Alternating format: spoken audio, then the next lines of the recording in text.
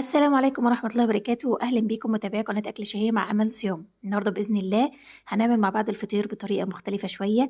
احنا عملناه مع بعض قبل كده سادة، النهاردة هنعمله شكل البيتزا بالشكل ده، يكون واخد توريقة الفطير وفي نفس الوقت طعم البيتزا بسبب الحشوات الحلوة اللي احنا حطيناها عليه.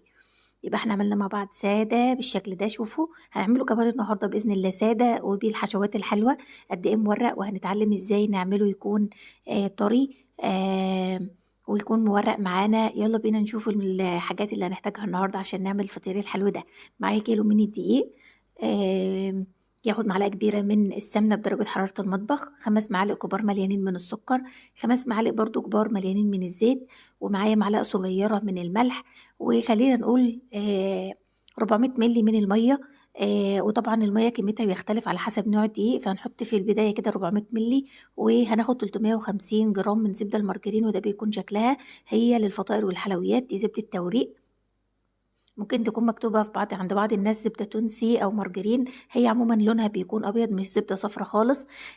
الزبدة الصفرا علشان نبدأ نحولها لزبدة توريق بنحتاج نحط لها دقيق ونعجنها بطريقة معينة كده، ونحط لها شوية إضافات علشان خاطر نحولها لزبدة توريق. لو نوع الزبدة زبدة صفرا إن شاء الله نعملها مع بعض مرة تانية، لكن المرة دي احنا هنستخدم زبدة توريق، وده بيكون شكلها.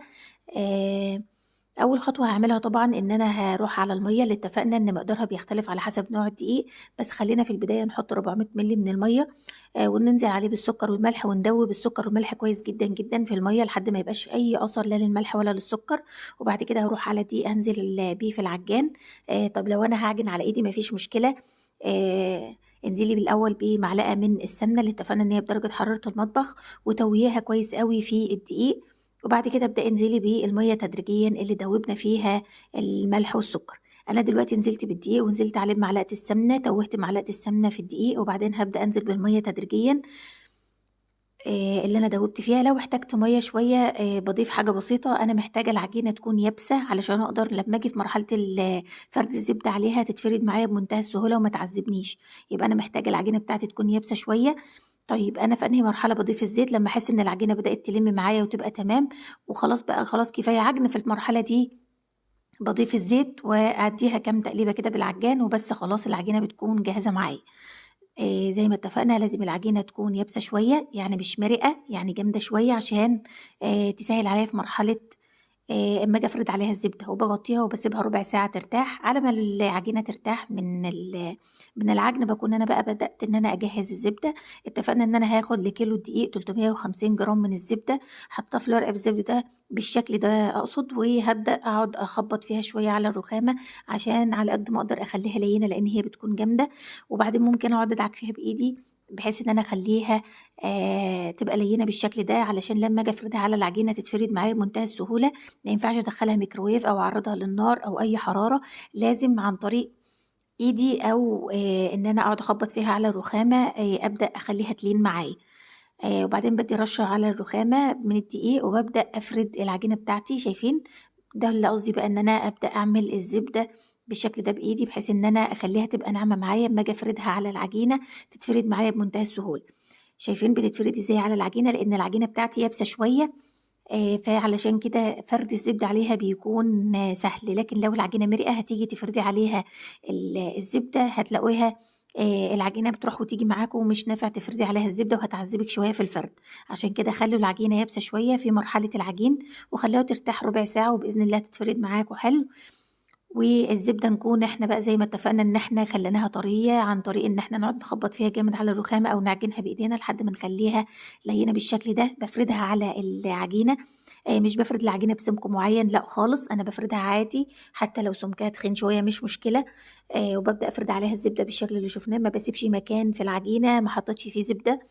ولازم أحط ال350 جرام من الزبدة للعجينة دي كاملة. يعني حتى لو أنا حسيت إن أنا غطيتها كلها وفايض معايا زبدة، لأ ابدئي برضه كمّلي لحد ما تخلّصي كمية الزبدة، لإن عشان تطلع مضبوط معاكِ، طعمه مضبوط، زيادته مضبوطة، هو كلّه 10 على 10. لازم تحطّي الكيلو الدقيق 350 جرام من الزبدة بالشكل اللي شُفناه. ما باسيبش ولا مكان ما حطيتش فيه زبدة عشان ما يبقاش مجلد ويبقى مورق. على قد ما باقدر باجيب إيدي من الجهة دي والجهة دي عشان يكون التصوير واضح. وبابدأ بعد كده بعد ما بافرد الزبدة بالفّها بالطريقة دي زي السيس رول كده، بالِف واشد، بالِف واشد، وباجي على الطرف واقفّله حلو.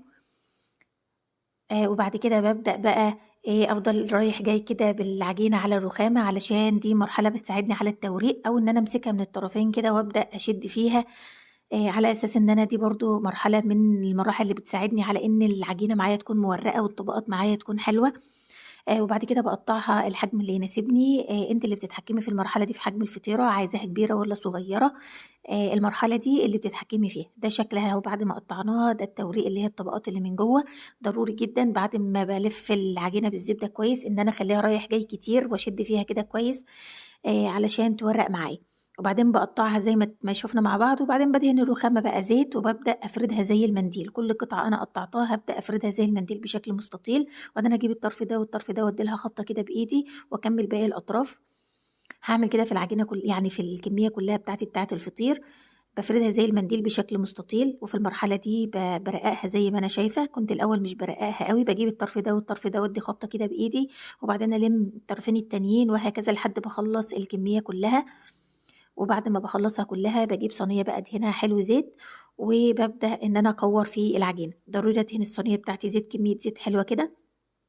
وبعدين هابدأ أمسك كل حاجة عملناها إن أنا أبدأ أجمّعها بالأطراف كده لتحت لتحت، وأدّيها لَفّة كده بكَفّة إيدي كلّها على الرخامة، بحيث إن أنا أكوّرها بالشكل ده وأحطها في الصينية اللي دهنتها زيت.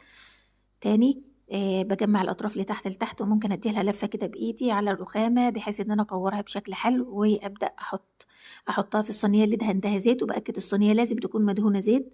وبعد ما هاخلّص الكمية كلّها بالشكل ده إن أنا أكوّرها، هابدأ أغطّي الكِوَر دي كلّها كمية زيت حلوة، بحيث إنها ما تقشّرش معايا، وأسيبها ترتاح مش أقل من نُص ساعة. لو قدرت أخلّيها ترتاح ساعة يبقى حلو جدًا، مش أقل من نُص ساعة، وأهم حاجة نغطّيها كمية زيت حلوة. بعد ما بترتاح بقى معايا وتعدّي الساعة بتاعتي، بابدأ أدهن الرخامة زيت وأبدأ أفردها بالشكل ده. طبعًا ممكن أعمله سادة، وفي الحالة دي إن أنا بادهن وشّها ممكن حتّة قشطة صغيّرة مع سمنة وأخلطهم مع بعض وأدهن بالفرشة الفطير بتاعي وأحطّه في الصينية وأسيبه يرتاح ربع ساعة وبعدين أدخّله الفرن. وممكن بقى زي ما إحنا هنعمل النهارده وده الاختلاف، إن أنا هاجهّز له شوية حشوات زي مثلًا عندي سجق فايض من أكلة قبل كده، عندي مثلًا كفتة قطّعتها كِوَر صغيّرة، فلفل، زيتون، لو عندِك حاجة من صلصة بيتزا. لو ما عندكيش صلصة بيتزا ممكن تستخدمي كاتشب، عندِك طماطم تقطّعيها صغيّر. وبعدين اللي إحنا طبعًا فردنا الفطير بتاعنا بابدأ أعمله بالشوكة بالشكل ده. طَب إيه السبب؟ علشان خاطر ما يقبّش معايا، لإن الفطير ده هيقِب. حتى بعد ما عملته بالشوكة برضه هيقِب، بس القببان بتاعه مش هيبقى القببان اللي ينطُر لي الحشوة اللي أنا حاطاها على الوش. لأ، هيبقى قَب حاجة بسيطة عشان هيدّيني التوريقة الحلوة، وفي نفس الوقت هيبقى محتفظ بالحشوات الحلوة اللي أنا حطيتها عليه.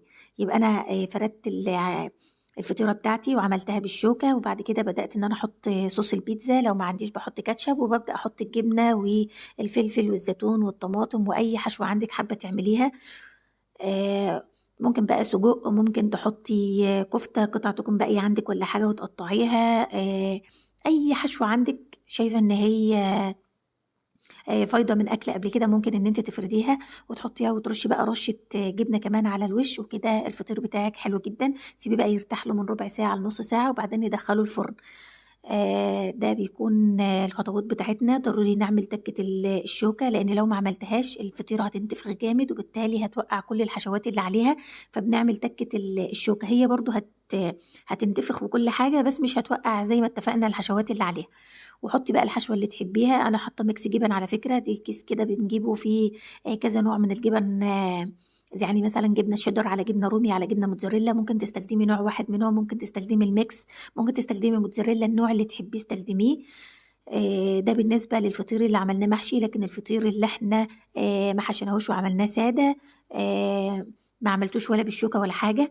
ودي شكل الفطير اللي أنا ما حطيتش جبن ولا حاجة، كان باقي سجق كده بس مفرّط، فقُمت مفرّضاه بالشكل ده عليها. وهادخّل طبعًا الكمية دي كلّها الفرن. عايزة أوريكم برضه الفطيرة اللي إحنا حطينا عليه الحشوات والفطير السادة أهو. دهنت وشه سمنة، ما كانش عندي قشطة فدهنته سمنة عادي خالص. ما تكتّريش كمية القشطة على وش الفطير علشان ما يتحرقش منِّك. وده شكله في الفرن قابب ما شاء الله، بس الدخان جات على الكاميرا فدارت شوية. شايفين قابب إزاي؟ مش عارفة واضحة والّا لأ؟ قابب خالص ما شاء الله. في تَكّة بقى بنعملها للفطير اللي بنطلّعه اللي بيكون سادة بالشكل ده وهو لسه سخن طالع من الفرن. باجيب أنا إزازة وباحط فيها مَيّة وبابدأ أرُش على الفطير وهو لسه سخن جدًا طالع من الفرن. وبعد كده باجيب فوطة كبيرة أو حاجة عندِك تكون قماشة حلوة، وتبدئي تحطّي فيها الفطير وتغطّيه، يبقى أنا طلع وهو سخن رشّيت عليه مَيّة بسيطة، رشّات مَيّة بسيطة، وبعدين غطّيته جامد بالفوطة علشان خاطر يفضل طري معايا ومورّق بالشكل ده. لإنِّك لو ما غطّيتيهوش لو ما رشّيتيش عليه المَيّة ولا غطّيتيه طبعًا هيفضل ناشف معاكِ، لو عايزاه طري بقى خلاص بتعمليه زي ما اتفقنا، وده شكل الفطير لمّا دخل الفرن بالحشوات بتاعته.